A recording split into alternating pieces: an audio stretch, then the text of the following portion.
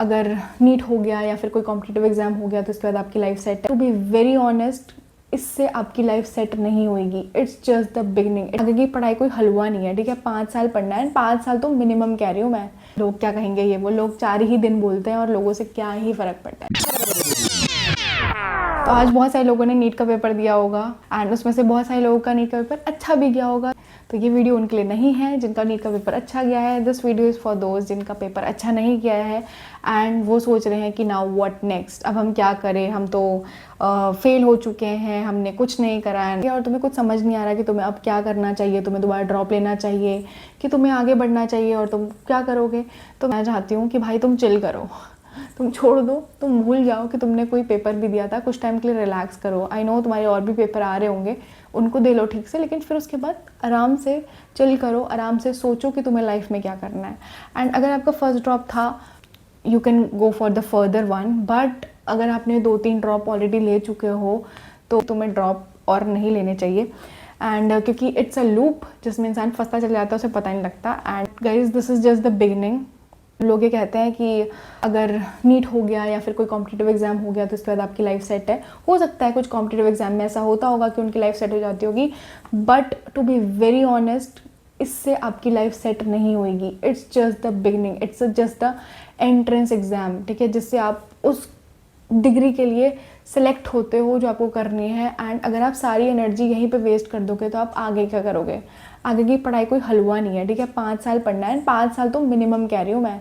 This is just कि आप अगर मेडिकल की डिग्री कोई लेनी है तो आपको 5 साल तो सिर्फ ग्रेजुएशन में लगेंगे, then you have to do post graduation, ठीक है। और आपने कई लोग तो ऐसे भी देखे होंगे क्योंकि वो इतना थक चुके हैं लाइफ में कि वो पोस्ट ग्रेजुएशन करते ही नहीं है। अगर तुम्हें लगता है कि तुमने अपना बेस्ट दे चुके हो या फिर अगर तुम बहुत ज़्यादा परेशान हो चुके हो तो मुझे नहीं लगता कि तुम्हें करना चाहिए आगे। एंड जस्ट चिल यार, तुम ये सब मत सोचना कि लोग क्या कहेंगे, ये वो लोग 4 ही दिन बोलते हैं और लोगों से क्या ही फ़र्क पड़ता है, ठीक है। मेरी बात समझो कि वही लोग तुम्हें आके बोलेंगे जिसने खुद कभी ये चीज़ फेस ही नहीं करी है।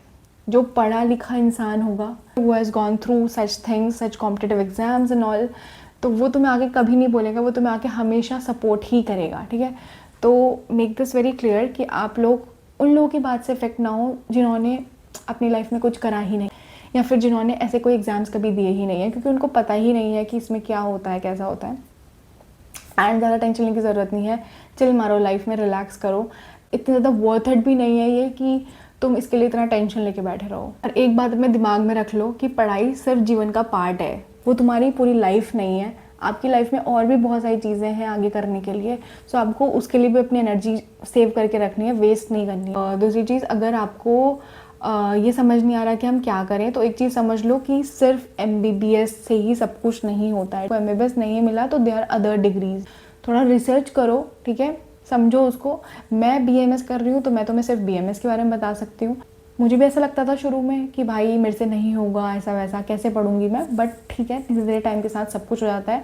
And to be very honest, मुझे कभी भी रिग्रेट नहीं हुआ जब से मैं BMS में आई और जब से मैंने अपना आखिरी बार नीट दिया। उसके बाद से मैंने कभी पलट के भी नहीं सोचा कि भाई मेरा MBBS में सिलेक्शन नहीं हुआ।